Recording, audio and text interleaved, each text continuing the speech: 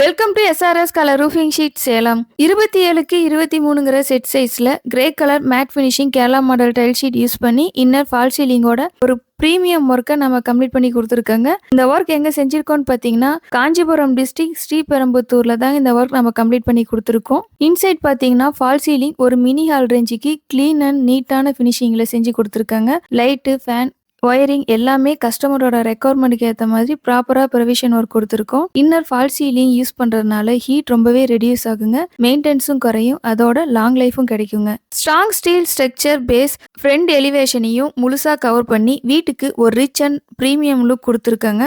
இதில் யூஸ் பண்ணியிருக்க tail ஷீட்டுக்கு 25 years warranty இருக்குங்க.